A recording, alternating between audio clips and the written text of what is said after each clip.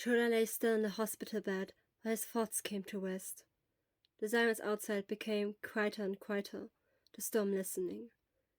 His parents would soon come to pick him up. Hisashi stayed by his side the whole time and talked to him. It was trivial things. What did Senjoji from Class 1B do again? Who betrayed who in the Edo period? What was today's special menu that Lunch Rush had prepared for the students who couldn't go home because of the disaster? Shouta couldn't have cared less about those things, but he was glad to have any distraction at all. Until Recovery Girl asked Hisashi to be quiet so the patient could recover. The quiet was nice as well. Eventually, his parents came to pick him up.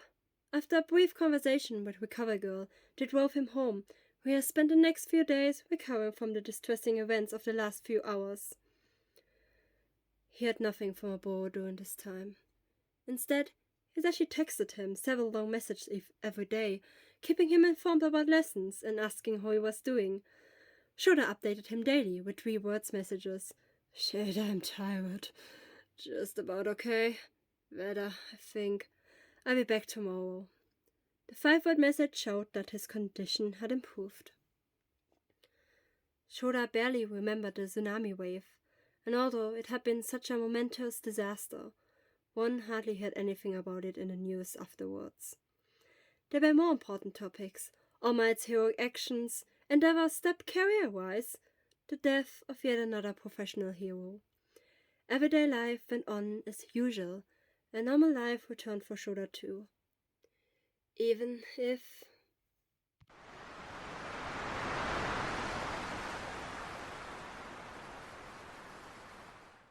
Epilogue. Shouta! Hey, Shouta! Shouta grumbled and rolled onto his other side. Sho! Someone shook his shoulder in a harassing way. Wake up, dude! Get up, Sho! If you don't drink, Recovery Girl will give you another ifao. So, what? He grumbled. Get up. Drink. Ifao. Why did he care? He was tired. Maybe not as much as yesterday, but still tired enough to justify his bad mood. Damn, Shouta Aizawa, you're just over the hump. I don't want your condition to crash down again, becoming what a newsflash. Shouta gave in with a deep sigh that triggered a slight coughing fit. Blinding bright light shone in his face, almost causing him to squeeze them shut again. The midday sun stood high above the horizon and shone through the window into the way to familiar hospital room. It had stayed nearly the same over all the years, with only smart changes in equipment and furniture. With cracking bones and throbbing muscles, he sat up. Hisashi helped him and handed him a large glass of water. He drank, only realizing how thirsty he was when he had emptied it to the last drop. Hisashi gave him some more. You know, when your heart suddenly stopped, man, I thought that was it. Don't ever scare me like that again, do you hear me, Sho? That's unacceptable. Besides... Oh, Hisashi was talking again, and way too much. Shut up. Don't just shut me up, Sho. I have every right to complain about you. Why didn't you tell anyone you were miserable? Why did you wait until the last moment? Shouta looked past Hisashi into the room. Yes. Shouta! She should kick you out. You're more annoying than the pain. My break's over in 10 minutes. Then I'll be gone. Until then, bear with me, Shouta, for God's sake. Got it. Hisashi rolled his eyes and sat down on his bed. Shouta moved to make room for him and continued sipping his water. Now answer me, Sho. Why didn't you tell me? Dunno. Shouta replied hoarsely. Didn't know myself. Huh? I don't remember. Everything that had happened was a blur. He didn't even really remember collapsing, only that Hisashi had been with him the entire time, that he had those strange dreams, that... He swallowed his discomfort with a big gulp of water. The glass was empty. Even now, it only slowly dawned on him that a day had already passed since Recovery Girl had healed him. His condition had improved so quickly that one could almost call it a miracle cure, but he had slept all night and into half of the next day, and it wasn't as if all his symptoms had suddenly disappeared. His head and limbs still ached, his throat burned, he felt weak, and he still had a bad cough and a slight fever. His brain wasn't working properly yet either. At least some of the confusion had cleared. He remembered memory again, and he was fully aware that he was the 30-year-old homeroom teacher of Class 1A, but something still left him with nagging questions. I don't really remember what happened until now either, he admitted. You were hallucinating pretty badly, which I only realized afterwards. I swear, you seem completely conscious to me, but Recover Guide said you were out of it the entire time until now. Yeah, probably. Shouta put his glass down and pushed a damp strand of hair from his face. Sorry, Hisashi. That must have been hard on you. Oh, I'm used to you and your stubbornness. I must have said weird things and probably done even weirder things. You did! Hisashi's spontaneous honesty brought heat to Shouta's cheeks. He wiped it away and coughed into his hands. Don't tell me. You sure? I can. Yes. Otherwise I'd be dying of shame. Then let me Shouta activated his quirk, shutting up Hisashi. The next moment, a sharp pain on his temple forced him to close his eyes, ending the effect. Okay, I won't tell you. I won't tell anyone. But please don't use your quirk. Recover Girl told you not to. I can't. Shouta grumbled as he rubbed his throbbing temple. The pain was pretty violent, but fortunately it didn't last long. His thoughts drifted away and landed on something that had been bothering him the whole time. No, actually disturbed him. He had been having these hallucinations, but something about them had been strange. Something about them just seemed wrong. He phrased his next question carefully. Hisashi, do you remember a tsunami wave? Huh? Sure, we live in Japan. 15 years ago, it hit the coastal area, and... Shouta left out the part about Oboro's house being crushed by the wave. Hisashi nibbled on his lower lips. He was deep in thoughts, then shook his head. I don't think so. Why? Shouta lowered his head. Okay, strange. Why do you ask? Hisashi's words made him look up. He thought about deflecting, but he was too tired for that. Besides, Hisashi looked genuinely interested. He hadn't just asked out of politeness. I've had these strange dreams or memory. I'm not sure. Tell me about it, Hisashi asked, leaning closer. Although Shouta felt slightly pressured by this, he started to tell. It was back in first grade. I was sick with a quirk flu, and you took me to the infirmary. And then there was a tsunami wave, and... He faltered.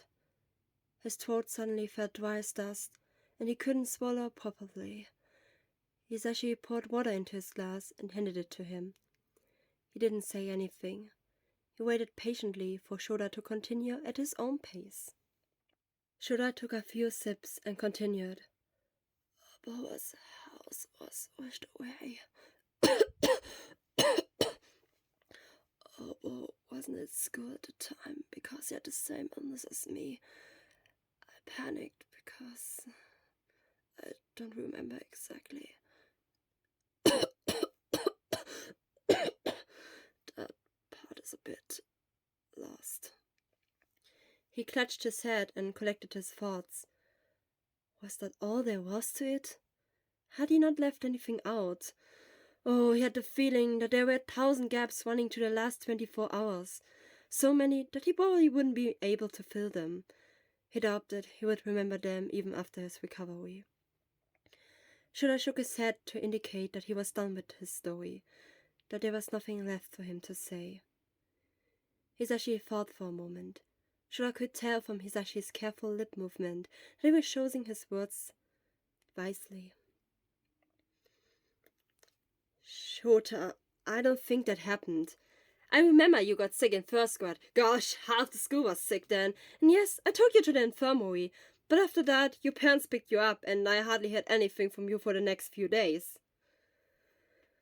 Shouta sighed. That wasn't the answer he had expected, but it had been the better one.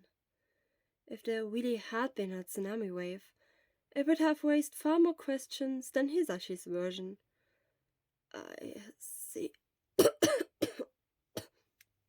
Well, maybe you thought about a tsunami because you followed history before your collapse? What was he missing out on now? You spontaneously took over Nemoi's history class because she was late from an out-of-town mission. I had a quick look at the documents. It was about the disaster in Fukushima. Not about the era period. Shouta, that was 15 years ago. I'm sorry. I'm old again, okay? Besides, history is not my subject. Usually. Old again? Shouta, what are you saying? Anyway, Nemoi should have left the teaching to me. Speaking about teaching, how's the class doing with me? Well, you know. Oh, the sight of you after the USJ attack got the kids all thawed and hardened. They happily carried on doing math lessons with ectoplasm afterwards. That was kind of disappointing. But they asked about you several times. They even cited a card and brought it over. Oh. Shouta glanced at the pine green card with 20 student signatures glittering on it.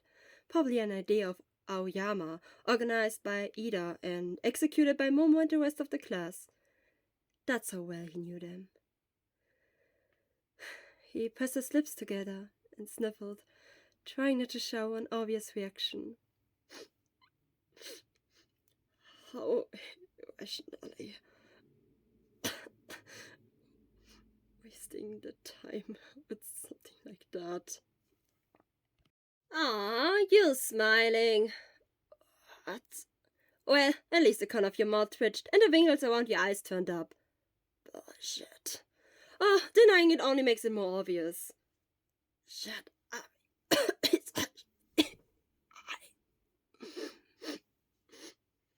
Shouta sniffled again and whipped his eyes with his sleeve. When he noticed Hisashi's widening grin, he grumbled, I was just fighting back a sneeze. Yeah, obviously. Hisashi handed him a tissue. Dry your eyes properly. Shouta took the tissue, dabbed the moisture out of his eyes, then blew his nose, muttering to himself in annoyance that he wasn't crying, that he didn't find his class action adorable, and that Hisashi should stop teasing him about it. Anyways, break's over now. Hisashi stood up almost at the same moment as Recovery Girl returned to the station. However, he stopped in the doorway and turned to face him. Or do you still have questions, Sho? Too many, Shouta grumbled. But only one right now. Yeah? Are we still friends, Hisashi? A soft smile formed on Hisashi's lips, looking more honest than all his expressions before. Yes, Shouta, the best ones. Now get some rest. I'll keep you posted on everything. Thank you. After Hisashi had left the room and Shouta had discussed a few things with Recovery Girl, he lay back down and closed his eyes. For the last time, he returned to what was probably both a dream and a memory.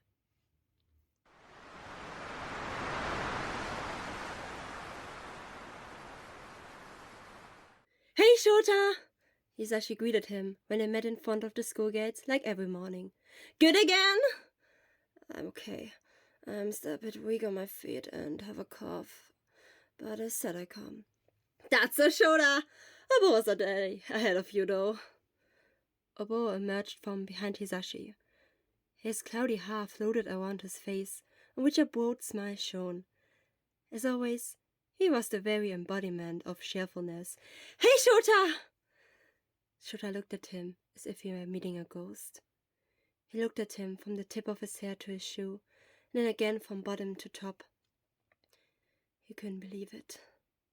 There was a stain of soy sauce on his skirt jacket, probably from breakfast. Oh, Bo, it really was him. "Well, what's the matter, Shouta? 3 days away and you don't recognize me?" "Yes, I do. It just..." Shouta averted his eyes and touched the back of his neck, which was slightly damp with sweat. "You know, Bo, Shouta really missed you terribly. He almost cried." "I didn't, Sashi." "Oh yes, you actually did. Ask recovery girl." Shouta waved his arms widely to make his point. "I can't remember anything." "Be glad, it was really bad." Shouta pouted at Hisashi's words. Oboro grinned, then laughed in his family, jovial way. "Seems like I missed out on something great. But yeah, I'm back now." "Yeah, you're back," Shouta mumbled. He shook his head and swallowed the queasy feeling that suddenly washed over him. Yes, Oboro was there. He had never really been away. He was standing here, right in front of him. His legs moved forward automatically, his arms parted, and before he realized his action himself, he took Oboro in his arms. He squeezed him tightly, as if he never wanted to let go. "Whoa, Shouta, what's the matter?" Although audibly surprised, Oboro also folded his arms around him and hugged him. "Do you still have a fever or something? You're not usually like this." "I finally mastered my capture technique," Shouta whispered in his ear. He had wanted to tell him that all along. Oboro broke away from him and raised his thumb to the sky with a grin. "Really great, Shouta. Then you're all set for PE. We're gonna catch villains today." "Huh? What did you tell me, Shouta? Don't leave me out of this!" Hisashi exclaimed, breaking into the conversation. "Shouta will soon become a worthy rival," Oboro shouted cheerfully, pointing to the entrance. "Race to school? Whoever gets there first!" He sprinted off. Hisashi immediately sprinted after him. Shouta flinched and hurried after them with quick steps. "Guys, I can't. I'm not quite back to live," Shouta gasped, coughing hard into his fist. Oboro and Hisashi stopped at the entrance to the school and waited until he reached them breathlessly. He braced his arms on his knees and coughed his breath. "Slow, Sho, too slow," Hisashi teased him, but offered him a helping hand. Shouta took it and straightened up after recovering. "Are you sure you're ready for PE like this? It's gonna be tough today," said Oboro. "I just take it easy." Shouta coughed into the crook of his arm. His throat burned like fire. Maybe I sit on the sideline and watch." Hisashi patted him on the shoulder. "That's better. Not that you're getting worse again, buddy." "Yeah, we but just give out all for you." Oboro clenched both his hands into fists and struck a pose like a wrestler before an important fight. "You too." Shouta sniffled and looked up at them with a wise smile. "I'm glad to have you." "We're glad too." Hisashi turned to face the school, leaning his head back. Finally our trio is reunited." "Yes," said Oboro, to which Shouta nodded as well. He was alive. At least in his memories. Oboro was still alive. The end.